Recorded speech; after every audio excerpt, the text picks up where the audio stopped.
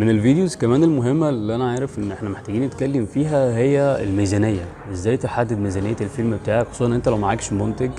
موضوع سيلف برودكشن كنت أنا وصديقي مجدي أبو سنة اللي من أول ما عرضت عليه الموضوع وافق فورا حتى من غير ما أقول له أي تفاصيل من غير ما أقول له أي حاجة، كان سبورتيف جدا جدا.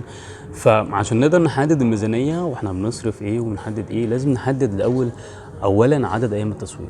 عدد ايام التصوير ده يعني يوم التصوير الواحد بيكلف كتير قوي، فانت عندك يوم ولا يومين ولا ثلاثه ولا اربعه، ولو اكتر من يوم اكتر من يومين تقدر تضغطهم يبقوا في يومين ولا لا، تقدر لو يومين تضغطهم في يوم ولا لا، وهكذا. ده بند عدد ايام التصوير. البند التاني ايه المعدات اللي هتشتغل بيها. برضو اختلفنا كتير واتكلمنا كتير انا ومجدي ومحمد عصام مدير التصوير، احنا هنصور بايه هنشتغل بكاميرات نوعها ايه، هنشتغل سينما ولا هنشتغل ميرورلس ولا هنشتغل سوني ولا هنعمل ايه بالظبط. فاستقرينا على نوع معين من الكاميرا، وبالتالي كل الايكويبمنتس بعد كده اللي هتيجي بعد كده معاها هي معتمده عليها. يعني شنطه العدسات هتبقى شنطه عدسات ليها علاقه بالكاميرا اللي صورنا بيها. الاضاءه بكل الايكويبمنت بتاعتها، ده برضه نتيجه المعاينه قبل التصوير. الصوت هنعمل فيه ايه، كل الحاجات دي هنتكلم فيها بالتفصيل في مجموعه فيديوهات. فقولوا لي عايزين ايه، تعرفوا ايه تحديدا عنها، وانا هعمل لكم فيديو عن كل حاجه.